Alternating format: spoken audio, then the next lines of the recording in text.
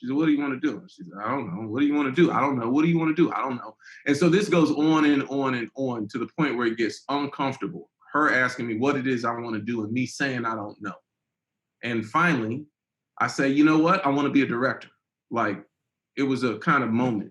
Right. I was like, was it an eruption? Was it like, I want to be a director? It was an eruption. I want to be a director. Yes. I mean, I'm not going to try to perform it because acting is not in my skill set, but it was a moment. It was an eruption. It was like I said that thing that I had never said until that moment. I'd been scared to say it. And that was my mom's point. She was like, all right. So she was like, when I was your age, I wanted to be an actress, but I was scared. I was scared to say it, and I'm not. And I've never been an actress. So my job with you is to make you say what it is you want to do. Now that you've said it, you have to do everything in your power to do it. Let's Shoot with Pete Chapman is a podcast on directing for anybody that's quite simply ever watched anything. Pete converses with a wide range of fellow directors, writers, actors, showrunners, producers, executives, and more on a journey to determine just what makes a good director and why we'll always need stories. The Director is Pete Chapman's digital studio, built on the pillars of craftsmanship that ensure a unique vision. I'm talking about story, innovation, perspective. Learn more about The Director, and better yet, get your official Director's Chair wear by visiting www.drctr.video. That's drctr.video. All right, what's up, people? This is Pete Chapman welcoming you to, you guessed it, episode 14 of Let's Shoot with Pete Chapman. And this is one of our kind of bread and butter director to director combos. Seith is one of the first brothers I met at NYU. I was in the undergraduate department. He was in the graduate department, and he was pretty notorious for being a hell of a filmmaker. So we've been friends since back in those days, might have even been another century. And it's been amazing to watch his rise. He was someone that I was kind of watching postgraduate life very closely as he went through the Disney ABC program and got his first jobs directing, from The Wire to Grey's Anatomy, and really took off. And so if you are on Quibi, hopefully you've checked out Free Ray Sean. He directed the hell out of that. I think that has been up for 3 Emmys, but in bite-sized pieces of about 7 minutes per episode. It's an entire feature film that Seith directed, executive produced by Antoine Fuqua, starring Stephen James, I think Jasmine Cephas Jones, and of course, Mr. Lawrence Fishburne. So we're gonna get into that, but real quick, I invite you to check out powerthepolls.org. Power the Polls is a website that will help you staff your local polling place. And as I've mentioned on previous episodes, with coronavirus still at large, some are out here not wearing their masks, but look, it's real. I am on a show and someone was just tested positive in the last week. So there are ways that these things get taken care of, but it's a real thing and it's not going away, and leadership can help with that. And leadership can only change if we have our poll places open. So visit Power the Polls. I mentioned prior that the average age of poll workers in the past has been 72 years old. And at this point, that just ain't safe, y'all. So let's get out there, use our privilege, use our healthy bodies and able minds, and you will get PPE in return. You will get training for the job, and you will get paid. So powerthepolls.org, episode 14, Seith MANN, let's get at it. Roll sound speed. The interview. Take 1. So welcome to the podcast, Seith. Where are you from, man? Tell me the beginnings of the journey for you. Originally from Washington, D.C. Grew up in Silver Spring, Maryland, which is, the area still right outside D.C., about 30 minutes outside. And, you know, lived there until I was 18, went to school, went to Morehouse College for undergrad, went to NYU for film school. Was mostly on the East Coast until I moved out to LA and to do the ABC DGA Director Training Program. And was there about 9 years, and now I'm in Atlanta. All right, that's a man who does interviews right there. Gave the whole rundown. When you were in DC, in Maryland, for up until high school graduation, right? Yeah, Maryland for high school. I moved from DC to Maryland when I was about 6 or 7 years old. So, you know, I'm a Maryland kid. And then, stayed there until I went to college. And when did you pick up a camera, or if not pick up a camera, because I feel like in our day, that's how you started directing. You started directing by picking up a camera. When did you get started? So I got interested when I was in high school. I,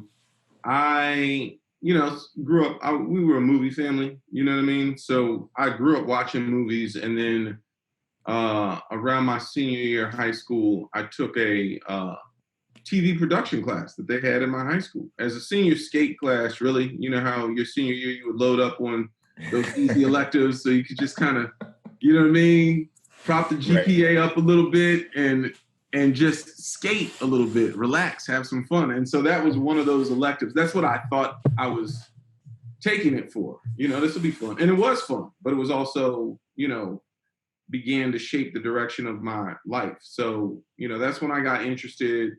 In the course of taking that class, I started making little shorts with my boy Darren. And, in the meantime, I saw Do the Right Thing, and it was like, hey, this is the way I want to go. I want to make films. I want to make movies. So when I went to Morehouse for undergrad, they did not at the time have a mass comm focus or major.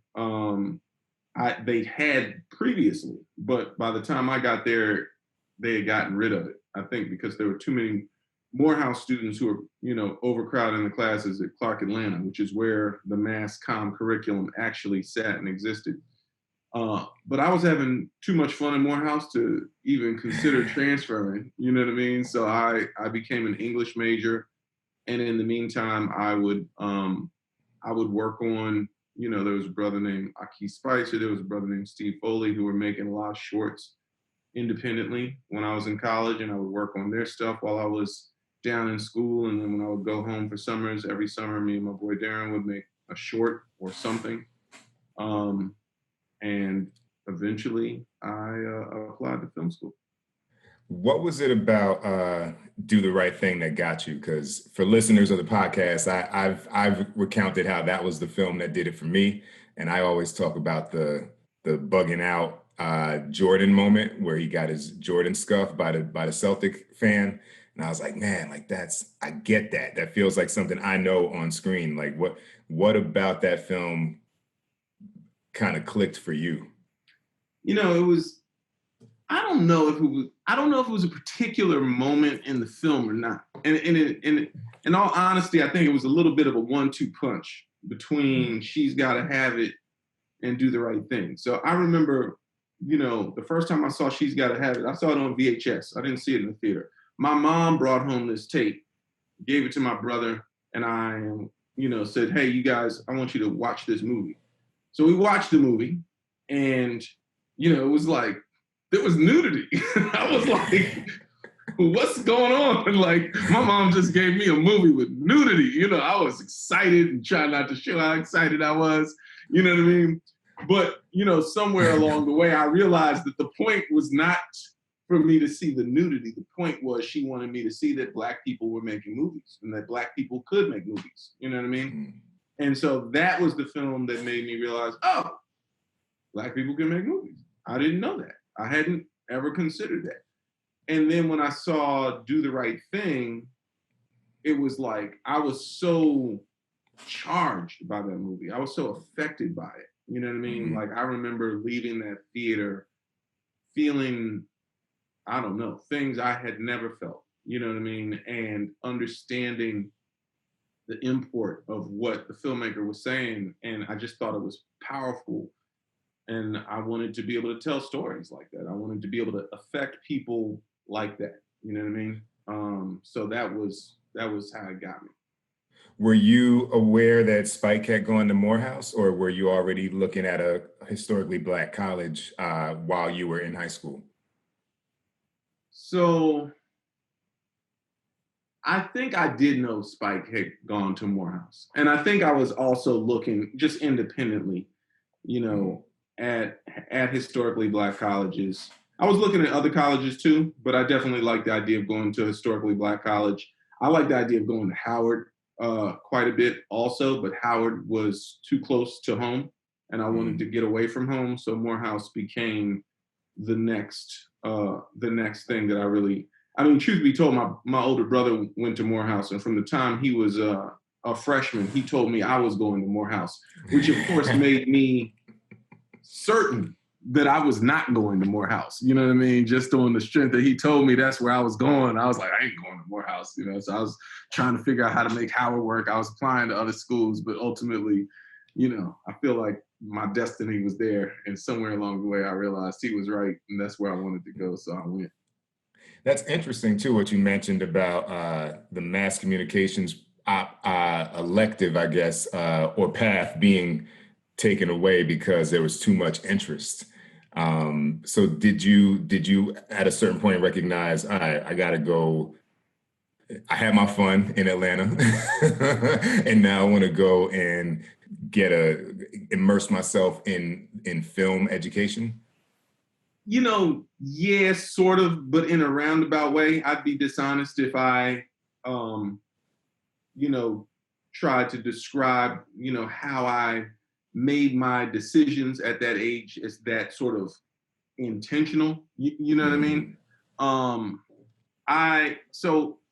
I was at Morehouse. I did take some mass comm classes. I didn't have the major. You know what I mean? I managed to, you know, finagle my way into some classes anyway. And while I was in Morehouse, I mean, in truth, I was interested. I hadn't like said, you know, this is it, this is the path. You know what I mean? I was always around production. I was shooting my own things, but it was more like that was just what I did. It wasn't like I am doing all of these steps because these are the necessary building blocks to become a professional director or a professional filmmaker. And so what happened, how I ended up going to film school was that while I was in Morehouse, they had this thing called the Scholars Program, which was, it was a program designed to promote, you know, more Black students to pursue post-baccalaureate degrees. And I got involved with it, you know, honestly, because they had this, you had to, you know, you got in the program, you had to write this big research paper. There was a $5,000 stipend for writing the paper. And, you know, you went on this grad school tour and everything like that. But that $5,000 stipend for a paper caught my attention because I was, how shall I say? I have to decide if I'm gonna let you use this later. But the truth is, while I was in college, you know, my side hustle was I wrote papers. You know what I mean? Obviously I wrote papers for myself, but I also would write papers and for a certain amount of cash, let someone else use said paper for their own studies. You know what I mean? So, but I wasn't charging no $5,000. So like a $5,000 paper was like, shit, you know what I mean? I gotta do that. So I got in the program just so I could write me a big paper and get this money. But we went on the grad school tour, which was great and it was cool. And every school we went to like Brown, Princeton, Yale, Harvard, all the Ivy League schools, you know, and I was an English major. And at every school, because I was an English major, they, you know, you would visit the department you were part of. So I would visit these English departments. And the more I visited the English departments, the more I became aware that I really wasn't interested in getting a graduate degree in English. You know what I mean? I love to read, I love stories, but I I wasn't academically motivated like that. I wasn't passionate about it like that. And so I was mostly getting discouraged about, I don't think grad school is really for me, you know? And then we visited NYU. And while I was there, I mentioned to a brother, I think his name was John Gates, who happened to have been a Morehouse alum, that I was interested in film. And he was like, well, you know, we have the best film department in the world, and you should meet our dean, and da da da da. So I met Cheryl Antonio and Susan Carnival, and they told me all about the film school and everything like that. And I was like, yeah, that sounds cool. But I wasn't really sure I wanted to do that. You know what I mean? And I hadn't really declared that I wanted to be a director yet, even though I was doing all this stuff that I now recognize are the steps, right? But I was just, right. And, you know, they were like, well, you know, we also have a sight and sound course. It's like a 6-week boot camp. If you know, it gives you an idea of what film school would be like if you want to do that. And I was like, okay, cool. And so then I went home. I accidentally graduated from Morehouse a semester early. So at this point in what should have been my second semester of my senior year, I was back at home because of some other things that happened. And so I went home and I'm talking to my mom and I'm telling her about this trip. And, you know, I tell her about the film school, and she's like, oh, that sounds cool. You know, what do you think of that? And I was like, I don't know about film school. And she's like, well, you know, I told her about the sight and sound thing. And she's like, well, what do you think about that? And I was like, yeah, it's a lot of money. I don't have it. You know, I was living at home, but I insisted on paying rent. You know what I mean? Because I was one of them, I'm grown, kind of 22-year-old. I'm a man, so I got to pay my rent if I'm going to live here. And my parents tolerated me and took my money. Right. And, you know, I was like, it's too expensive. I can't afford that, right? She was like, I'll help you with it. And I was like, well, nah, I can't ask for your help. You know, I'm a man, I'm independent. She's like, I'll help you with it. I've got some savings, I'll help you with it. And I was like, nah. She's like, yeah, no, I'll help you. I think you should do it. And I'm like, nah, it's okay. And she's like, no, I think you should do it. And I'm like, nah. She's like, I think you should do it. And I'm like, and this is going on. She's like, well, see, what do you want to do? And I was like, I don't know. And she said, well, what do you want to do? And I said, I don't know. She said, what do you want to do? And she said, I don't know. What do you want to do? I don't know. What do you want to do? I don't know. And so this goes on and on and on to the point where it gets uncomfortable. Her asking me what it is I want to do and me saying I don't know. And finally, I say, you know what? I want to be a director. Like, it was a kind of moment. Right. I was like, wait, was it an eruption? Was it like, I want to be a director? It was an eruption. I want to be a director. Yes. I mean, I'm not going to try to perform it because acting is not in my skill set, but it was a moment. It was an eruption. It was like I said that thing that I had never said until that moment. I'd been scared to say it. And that was my mom's point. She was like, all right. So she was like, when I was your age, I wanted to be an actress, but I was scared. I was scared to say it, and I'm not. And I've never been an actress. So my job with you is to make you say what it is you want to do. Now that you've said it, you have to do everything in your power to do it. So I'm going to help you go to that sight and sound class, and the rest is on you. So she helped me go to that sight and sound class, and it was ill because I was always a good student. Like, I was at Morehouse on scholarship, you know what I mean? But I was like a lazy good student, you know what I mean? I got good grades. I got the grades I needed to get, but it wasn't because I worked hard. In retrospect, I realized that I did not study enough to hold on to things for life. I studied enough to hold on to them for tests, you know what I mean? Regurgitate the information, get the assignment done quick and get back to your free time. And when I got to that sight and sound class, it was like the first time in my academic life where I just loved the material. I loved I was just devoured. I was just passionate about what I was learning. And I was like, okay, so if this is what film school is, then I need to go. And so after that 6-week boot camp, I turned around and applied to go to NYU, and I got in, and that's how I ended up in film school. You know what I mean? So it wasn't like, you know what I mean? The way you asked it, I was like, sort of, but not really. You know what I mean? Right. It was definitely a circuitous kind of path there. But it sounds like the dominoes were like falling in that direction since She's Gotta Have It. Yes, indeed. And I think anybody around me could see them but me. But you make a good point, right? I think like it's beautiful that your mom said that, because now we're getting into the specifics of who we are, but like we don't have parents where it's like, most of us don't have parents like, oh, I'm a poet and it's successful.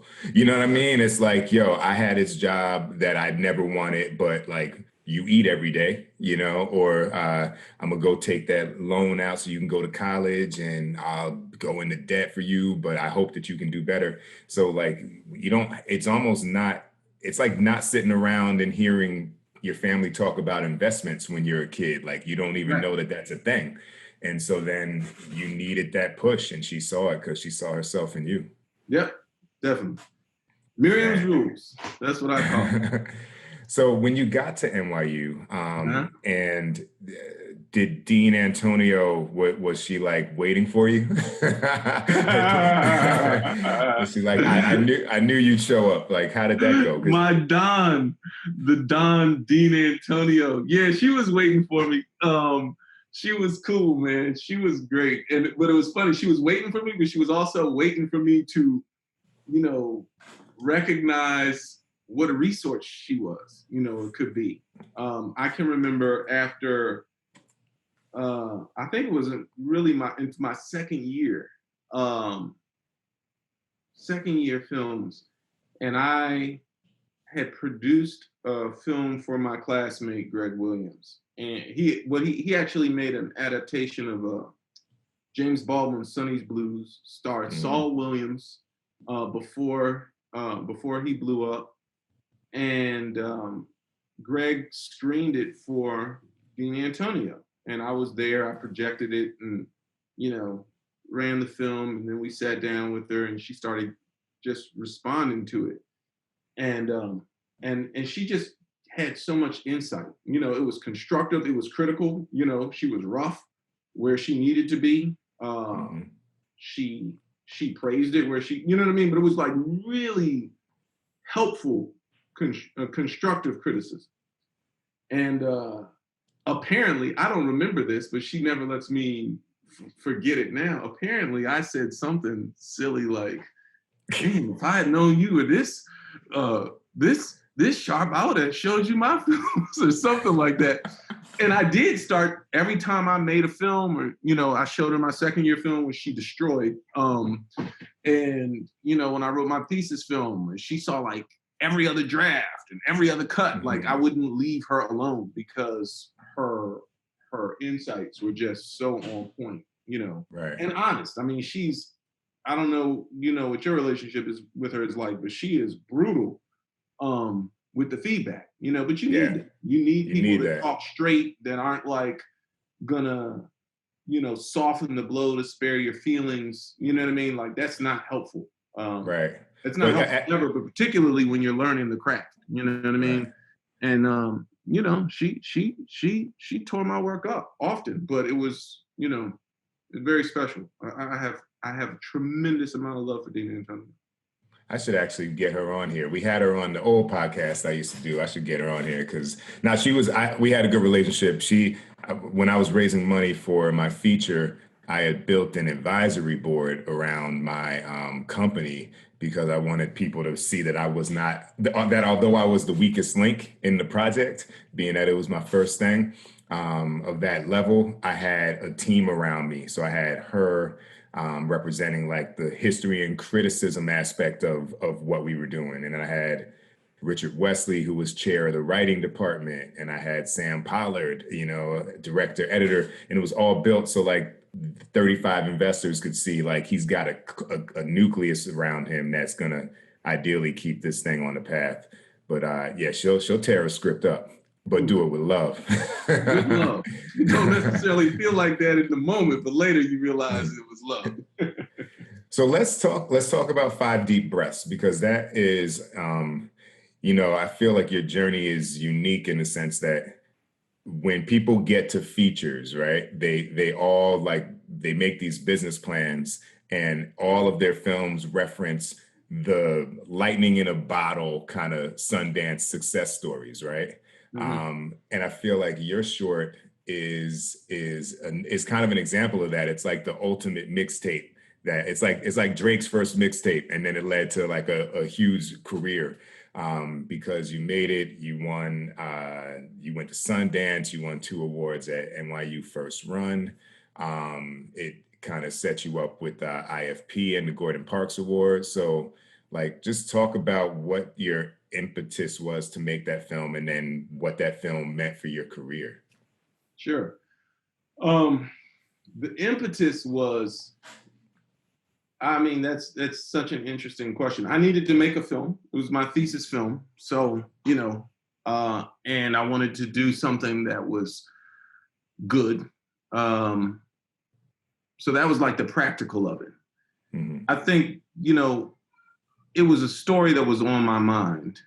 So Five Deep is loosely based, stress on loosely based on something that went down with me and some friends when I was in college. And, you know, it was a story that I felt like would translate well to film. But it was also a story that I was a little bit wary of, in that, you know, I have Black men using the N-word heavily, waving a gun around. You know what I mean? Like, this is a story that just some of the things that happened, if mishandled, could feel like stereotype, could feel like trope. And I was scared that I was gonna make a film and fuck it up and do something that I didn't feel good about, that would not add to the canon of, you know, great Black work, but instead add to the, you know, pile of stereotypical shit. But I also realized that I was scared of it. You know what I mean? And I don't know, probably something out of that whole conversation with my mom, there's a thing with me when I realize I'm scared of something that I kind of have to lean into it. You know what I mean? So it's kind of like, if I'm scared to tell this story the wrong way, I just have to tell it and make sure I don't fuck it up. So that's kind of where it came from, what the, I guess the impetus was. And, you know,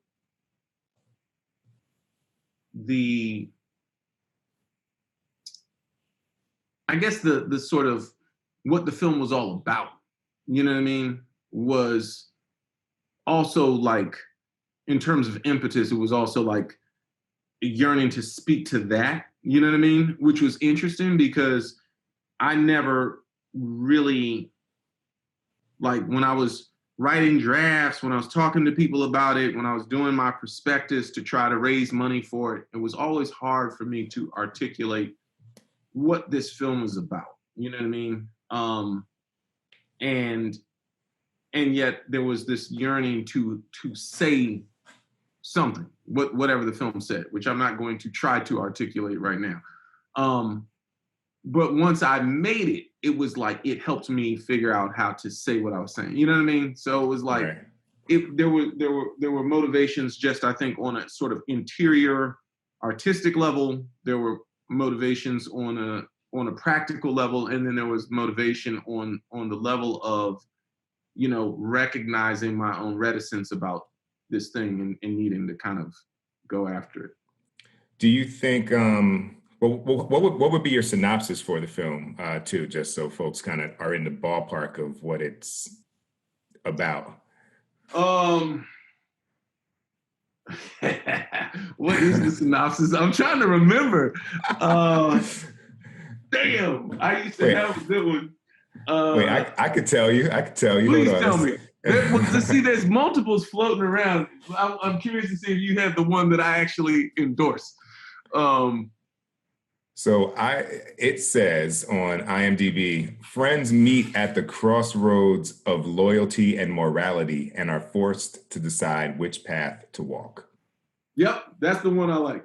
That's the one you like. All right. And we should also note you had some folks who are, you know, very recognizable, talented actors, household to those who really appreciate the art.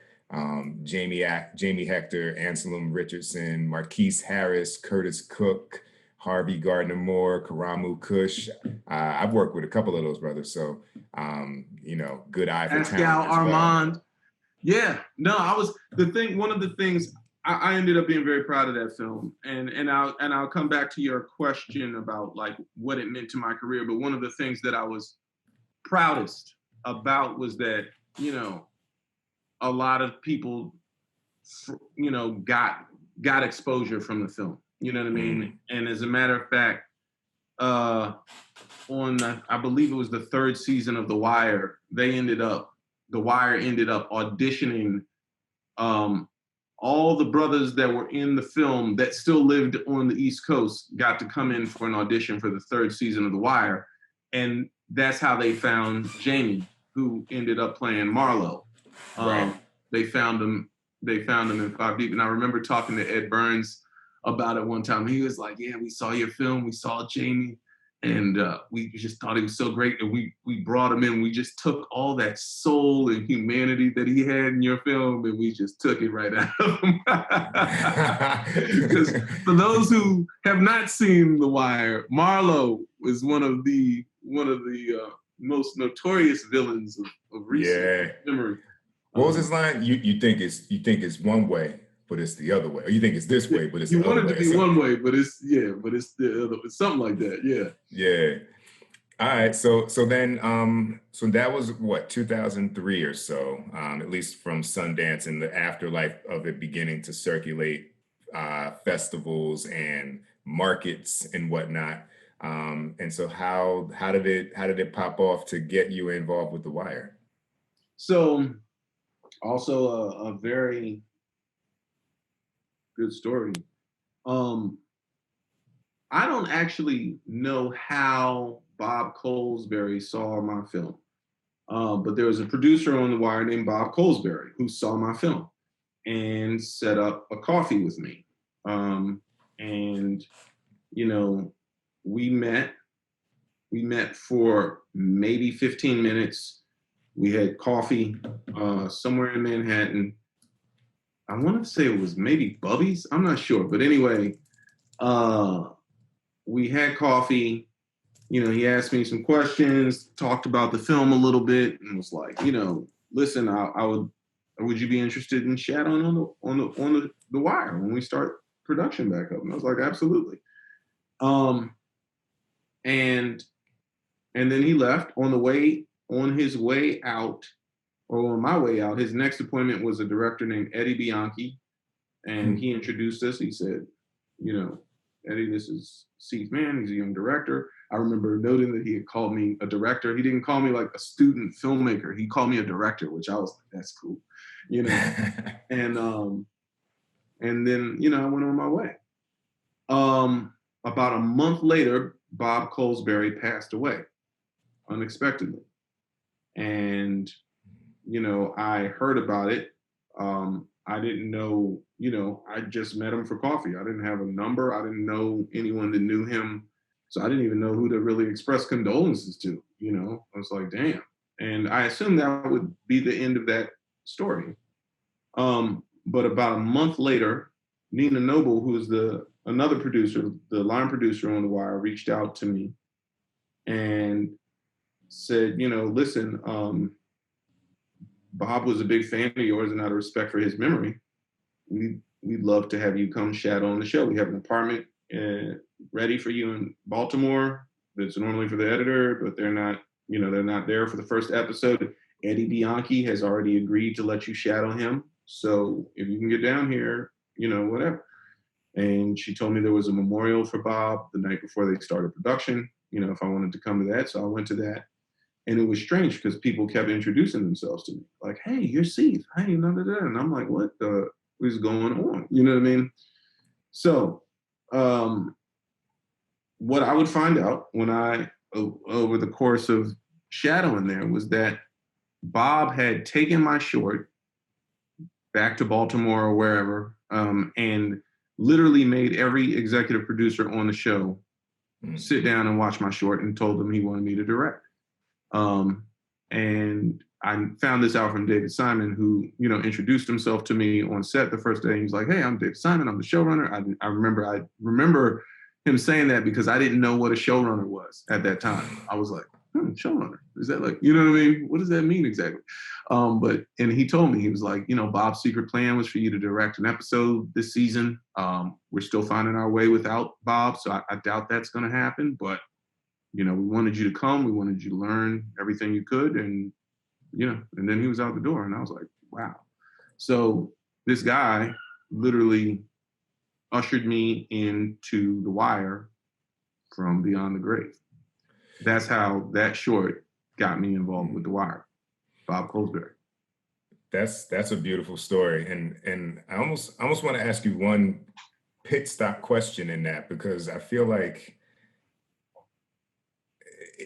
looking back at that moment, like, what do you think it was about you and how you presented yourself and this film that you made that connected with Colesbury?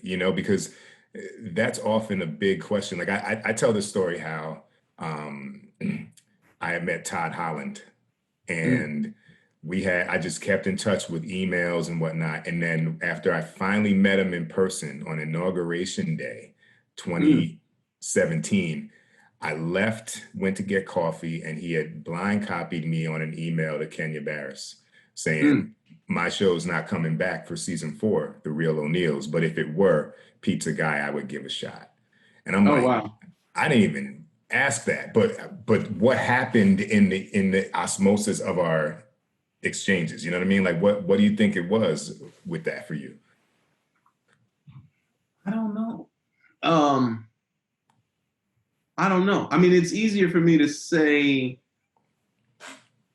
now, in retrospect, what got me to the table with him in terms of that film. You know what I mean? Like I recognize what about that short people responded to. What about me made him champion me so aggressively to his peers? I don't know. I mean, I don't know. Yeah, again, I guess you don't have to know either. It's like, just keep being yourself. I mean, the thing that I sometimes hear people say that they respond to positively about me on set is that I tend to be, my children may bust up in here shortly. They're going to get into the panic room. I don't know. The older one is trying to keep the little one out, but we'll see. Anyway, people tell me I'm calm, and that calm nature is reassuring, that it helps, create a safe space, that, you know what I mean? Mm-hmm. And maybe he picked up on that energy. But I don't know. You know what I mean? I don't really know. I remember thinking it was cool conversation. I remember thinking dude was cool, like, and he was like, I've done the festival circuit at this point. I think I met him in like January, February of 2004, I want to say. Right. So it was a little while after Sundance. So, I had gone to the festivals and, done that thing. You know what I mean? I wasn't pure student in that most of my interaction was, with other students and faculty and everything like that. But I had not had a lot of, conversations with working producers, and not in television too, which was, right. I was interested when I came out of film school, because I was, at the time when I was finishing film school, I was one of the few of my peers who actually was excited about the possibility of working in television. I definitely wanted to make movies, but I also had fallen in love with The West Wing and Sopranos. And I was like, those shows are dope. I mean, I would love to work on those shows. I would love to work, if that's what's being done in television, then sign me up. You know what I mean?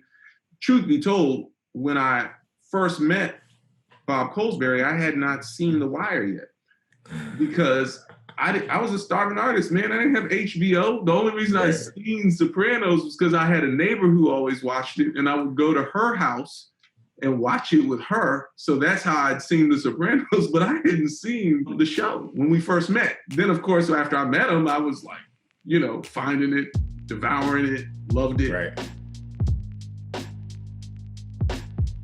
Hi, it's Aya Cash, and you are listening to Let's Shoot with Pete Chapman. How to Succeed as a Creative Professional is Pete Chapman's upcoming book about his journey as a director. What started in 1993 has been a marathon full of persistence and creative pivots, transitioning from indie filmmaker to teaching at NYU's acclaimed film school, to running a production company, to directing television and commercials, and ultimately eyeing a return to the feature films that gave him his start. A mixture of how-to, self-help, and inspiration, this book will be for any person eyeing a successful career in a creative art. How to Succeed as a Creative Professional is coming soon. So for the next, for the next 10 years, right? So you go from The Wire to Grey's Anatomy, you're in the ABC program. It's funny you mentioned that when you came out, you kind of had your eye on TV, because I was obviously behind you when I was an undergrad, but I was in the film mode, and I was watching you like, maybe this TV shit is a target, and there's so many stories along the way that you probably remember. Like, I remember when I saw you were filming Entourage. Yep. And this is I love this story because I kind of feel like it goes to speak to like the kismet of things. Like you were on Melrose. I was parked. I was going to Lala's, I think, and this Argentinian place. And I made like a quadruple take. Like, do I want to walk to the street or do I want to walk through the alley? Do I want to walk through the street or do I want to walk through the alley? And I was like, alley. And I walked through the alley, and for like a nanosecond, I saw the back of your head go into, I think y'all were shooting in a weed store. And I saw the back of your head go in. And I was like, that looked like fucking Seith right there. And I don't remember how I got your attention, but then you're like, you got to apply to this HBO thing. Of course, 10 years before I would get in. But how did you like navigate from The Wire to Grey's, and then like this really beautiful dance of premium cable, half hour? It seems like you were doing mostly hours, but you were still getting that jab in with like Entourage and like some really smart half-hour shows. Like, how did you work that out? Because that's the toughest thing to do. A, comedy and drama. B, broadcast and premium cable. And C, being Black. So the short and quick answer is God. Because honestly, again, what I can't claim as the sort of, I can't claim to have been a master strategist that said, I want to work in the network and the premium cable space. I want to be able to do half hour and, you know what I mean? Things aligned for me, and I, managed to walk through doors that opened for me. So as far as the premium cable and network space, what happened was a lot of people, they either, they get their shot in network or they get their shot on the cable show, and then they have to work over the years. They have to keep working because, once you're in, you want to keep working, but then they also have to figure out a way to prove to somebody that they can work in the other space, right? And so I was very fortunate and first of all, yes, I remember that story because it was so crazy, because what happened on my end was it wasn't a weed store. We had just turned it into a weed store for the scene. And I needed some fresh air, or they were lighting or whatever. I just stepped out the back door of the location to get some air and walked right into you. And I was like, oh shit, Pete, what's up? And then we started talking. You're like, what you doing? I'm like, shooting Entourage. And you're like, what? And so I remember that. That was a great moment because I felt like you were passing through. I didn't realize you had seen me already. And I felt like, damn, if I had waited 5 minutes to step outside, I wouldn't have seen I wouldn't have seen you. You know what I mean? So it was kismet for Right. both of us. And then for me, it was also like that boost. I mean, I remember, I think that was the day, a lot of shots on that show, the sort of aesthetic of the show was the oneer and the buyback. And that scene we were trying to do in a pure oneer. And I think we ended up doing like 16 takes, something a little bit beyond, because it was complicated. And it was a tonic to my soul to see someone from my filmmaking roots from New York, you know what I mean, that I fucked with on some like word, you know what I mean? And I just took your energy and went back into the set and finished my scene, you know what I mean? But that's what's up. What happened was they always say it's like hard to get your first episode in television and harder to get your second, right? And so I was very fortunate in that let me see now. Yeah, I shadowed on The Wire. Then I got into ABC's directing training program and moved to LA to do that, right? And ended up shadowing on Grey's Anatomy, ended up shadowing Adam Davidson and Peter Horton. And Peter, who's the producer director, ended up championing me to get my first episode of Grey's Anatomy. And then simultaneously, The Wire, which I don't know if you remember this, but The Wire was on the bubble after their third season. They didn't know if they were going to come back. There was a whole website, SaveTheWire.com and all that. And, so I didn't even know if they were going to be a show, let alone if I was going to get one. And then they got their fourth season order. And then Nina called me up and was like, what's up? So I had suddenly the opportunity to direct two shows before I directed my first show. You know what I mean? So I had a Wire episode, and then later there was going to be a Grey's Anatomy episode. So I ended up getting simultaneously, independent of one another, shows in both spaces. And that's why I was able to go in between, because I had a Wire and I had a Grey's Anatomy. And, that I did Grey's in the second season. I mean, what is Grey's on, like season 18 now? It's going into 17. Going into 17 seasons. So I did it in the second season when, it was still like new and like the biggest broadcast show on the air. And then The Wire was, then and still arguably the best cable show. You know what I mean? So between those two credits, it was like, it's timing. I was time. bugging too, because I saw that you had the DGA award for the Name of the Game episode of Grey's, and it's a comedy award. But I thought comedies, and I don't necessarily agree with all these distinctions, but I was brought up to believe comedies were half hour. So that's interesting, because I don't know if it's because of that, but so when I was applying for the DGA nominations that year, my agent's assistant at the time, she was like, do you want to submit it as a drama or a comedy? And I was like, I hadn't thought about it. I was like, because it is funny. It was a funny episode. And I said, she was like, I think you should do it as comedy. And I was like, yeah, let's do it as a comedy. And that, I think, is what opened the door for me to do the half hours, actually, because I'm DGA nominated for a comedy, right? Now, after that year, I believe it was after that year, I heard that they changed the rules such that a show could only be nominated as a drama or a comedy, right? Because that year I was nominated as a comedy for Grey's. Peter Horton was nominated as a drama for Grey's, you know what I mean? So I think they were like, wait a second, they changed the rules a little bit. But, fortunately for me, they didn't change them before we submitted it as a comedy. We just filled out the box, Man, so in 2015, you make another short. Yes. Veracity. Why did you do that?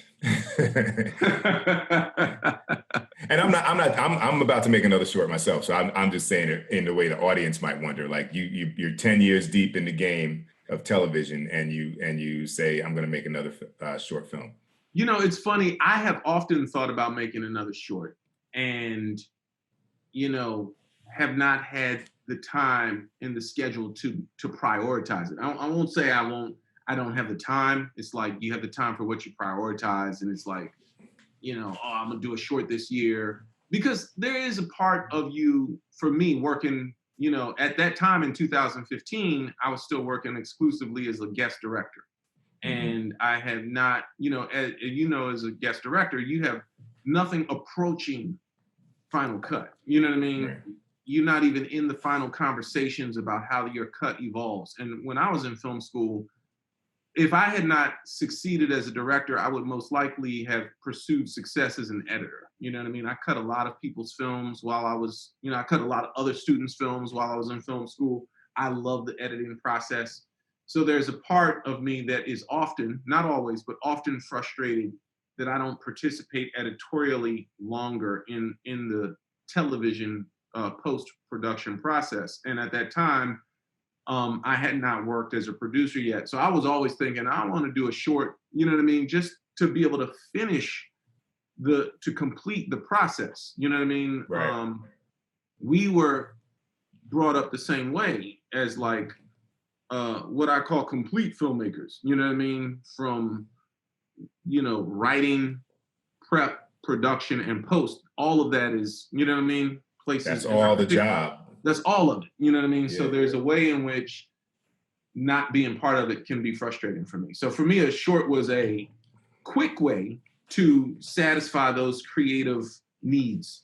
But it always would fall to the wayside. I hadn't done no short between, as you point out, 2003 and 2015, but there was a program called Scenarios USA. It was a nonprofit, and the way Scenarios was set up, unfortunately, Scenarios doesn't exist anymore.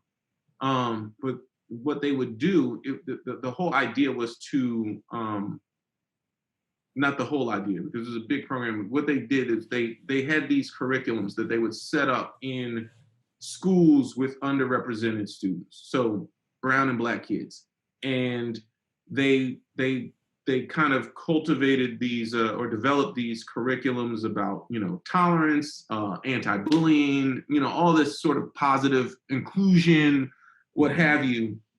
And then once the kids finished the curriculum, they had a screenwriting contest where, based on the things they had learned as the curriculum, they would write a short film, and then they would form a committee, and whoever won the screenwriting contest, they would pair that student screenwriter with a professional director to make their short.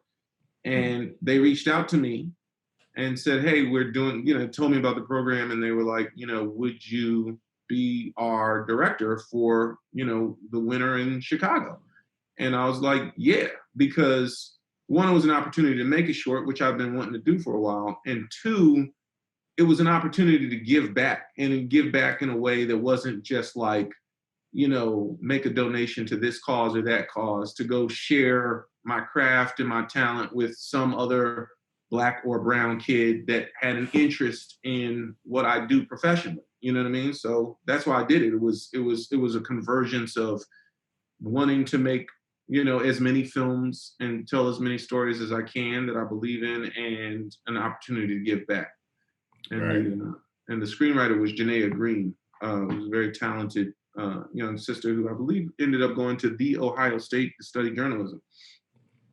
I love how and also that film starred Kiki Lane, who's killing it on the Old Guard right now. It's just I bumped into her last year, coming from Morehouse's homecoming, and I was just walking to catch my Uber car away from campus, and I saw Kiki, and I hadn't seen her since Beale Street and everything, and it was so good to see her. She's doing so well. I'm very happy for her. Yeah, no, that's dope. It's such a marathon. You just see like all these people who were packed in a van trying to shoot something over a weekend, and then now they're, taking off. So for the directors that are listening, I often feel when I'm talking to different groups that kind of invite me to talk about the little bit that I've learned, I always say, like, you recognize that you're directing in weird moments, and it's often not about blocking or some note that you gave. It's some interpersonal, psychological navigation of what's going on with either, you know, cast or crew or producers or whatever. Without naming names, is there any kind of interesting anecdote that you have where you're like, that was directing?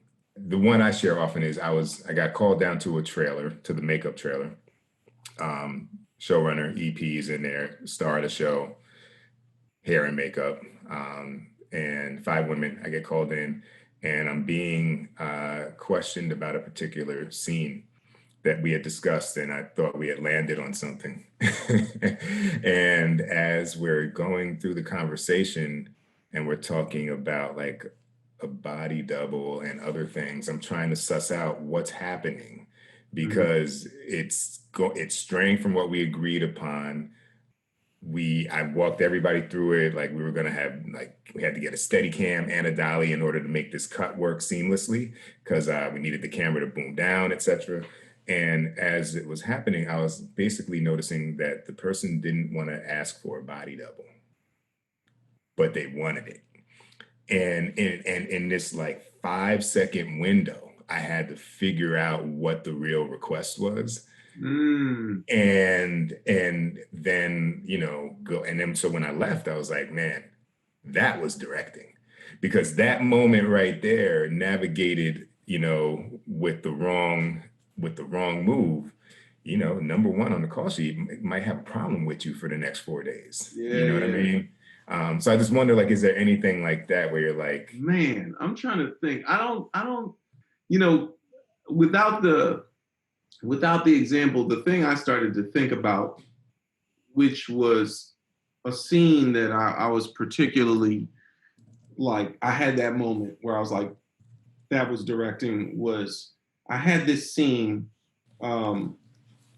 where, you know, the scene was written and it was good, but there was like, when we rehearsed it, it just somehow didn't seem like it was working. You know what I mean? For lack of a more specific word about what was not working about it. It just wasn't landing in a way that was like sort of merited the sort of weight that was placed on where this scene landed in the script. And it was between a man and a woman, a husband and a wife, and it was an argument, and it was supposed to be a tension sort of scene, and it's a scene where the woman is confronting her man about a lot of things, but ultimately ends up confronting him about a certain kind of, you know, infidelity. And so we just kept rehearsing it, and we were rehearsing it, you know, in the television production schedule, you know, read the lines, move around once or twice, mark it. You know what I mean? Like, there's a speed with which you're accustomed to getting it marked. And we rehearsed that scene for a while. And I kept changing the blocking, and I kept, you know, basically asking the actors not asking the actress not to start the scripted dialogue until something happened. And then in the process of rehearsing it, it was like something happened, and it was magical and it was powerful. And I was like, oh, this is the scene. You know what I mean? Like, it was a whole thing that needed to happen before we could start the scripted dialogue, for the scripted dialogue to work. The scripted dialogue was fine. You know what I mean? It wasn't one of those things where it was like the dialogue wasn't there, but it was the context that preceded it needed to actually be discovered in that space, in that scene, for the scene to work. And we discovered it. And once we did, you know what I mean? And at a certain point, like 30 minutes into a rehearsal, and it's still not that thing, and you don't know what that thing is, but you know that there's something more that you should be getting out of the scene. You ain't found it yet. It's like, and you can feel the breath and the eyes, but it's like, right. But I know something, and then you find it. Right. I was like, okay. That's dope. I'm a director today. You know what I mean? I felt very good about that scene. You turn around and now like there's 4 more people in Video Village, and you wonder, you're like, I know what's going on. But see, that's when you don't turn around. Do not turn around. Keep your eyes forward. But turn around. That story is a good testament to what a director brings to episodic television that I think often gets overlooked and not acknowledged. Because from week to week, there's a reason why some episodes aren't as good as others are, right? Because if that weren't you, they could have very well been like, okay, cool, and I marked and let's go, and then master 50-50 overs, 1 insert. All right, next scene, right? And it would have been real to the world, but it wouldn't have been elevated, and that is directing. Amen. So we're turning the corner here now. What's the biggest difference between you in 2003 or 2002 shooting 5 Deep Breaths and in 2020 shooting whatever we shoot when the world opens back up and we're shooting again? What's changed for you as a director? Well, I'm not a starving artist anymore. That's changed. I think I know a lot more. I just have a lot more experience in terms of filmmaking experience, in terms of working with actors experience. I have a lot more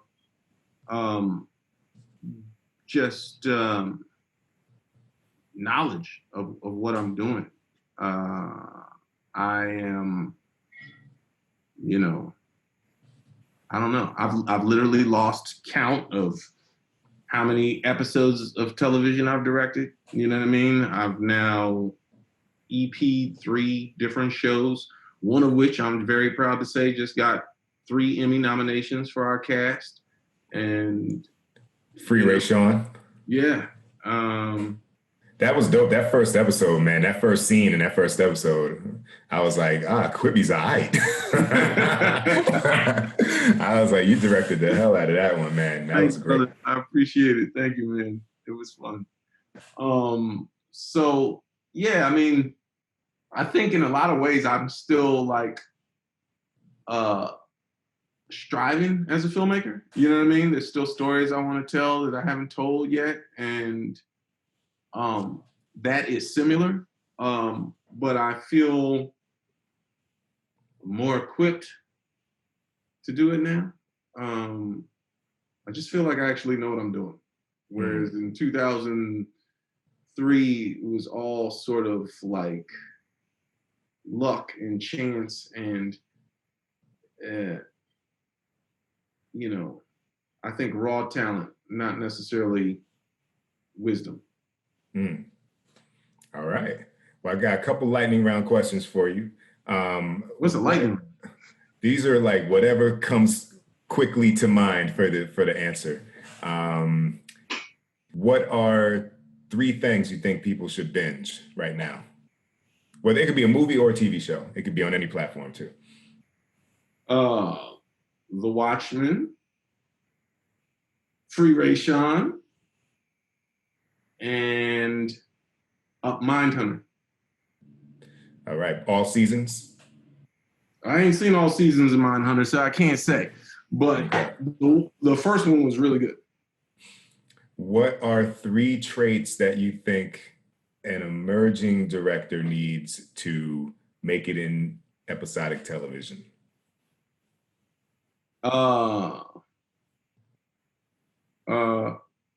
Patience, passion, and a facility with people. And who should be our next guest? Executive Kalia Booker. Director Rob Hardy. Rob, okay. Dope. Well, thank you, man. It's been a pleasure as always.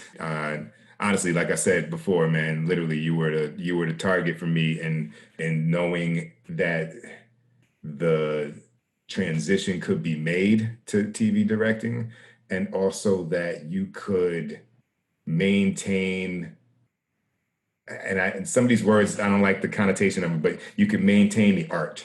You know what I'm saying? Like you could still want to have an artistic voice and presentation, and find a way to not just be a service provider, but to be a director. So appreciate you. Appreciate you, brother.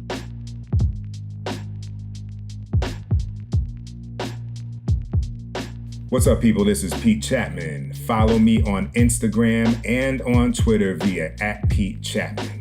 Follow the pod on Facebook on our Let's Shoot with Pete Chapman official page, and hit up our mailbag with questions, suggestions, or hey, donations if you're feeling like it, via Let's Shoot with Pete Chapman @gmail.com. And just in case you need to know how to spell it, that's Pete with the last name CHATMON. All right, that was episode 14, Seith, MANN. Thank you for joining us. I invite everybody to go back into the archive here and check out some of the other interviews if you have not. We've got conversations with, Theo Travers of Billions in episode 1, Issa Rae of Insecure in episode 2. I'm going off memory here, y'all. Dorian Missick of ABC's For Life in episode 3, Simone Missick, episode 4, the star of All Eyes. And now I'm not going to give you the numbers, I'll just give you the people. Michael Spiller of The Mindy Project, and currently in Vancouver shooting The Mighty Ducks. Rob McElhenney, Mythic Quest, and It's Always Sunny in Philadelphia. Rabia Rashid and Mary Rolick of Atypical, Ramani Malco, Keith Powell, Bala Widobro, DP on Barry, Insecure, Grownish, Aya Cash, and of course, the one you've just heard, Seith, MANN, episode 14. So we're out here, we're sharing this information for free, just having these conversations and inviting y'all up to the table, like you're sharing a beer, coffee, or glass of wine with us, and I hope you enjoy. For those who have any questions, holla, let us know via the email and socials, and we will catch you next week with our guest for episode 15, the fabulous director, Molly McGlynn, hailing from Canada. So in the meantime, y'all, say what's up to my talented team. I've got my producer, Tristan Nash, my assistant producer, Jada George, my announcer, Kelly McCreary, and of course, y'all for tuning in. Stay safe, stay blessed, and spread love. Peace.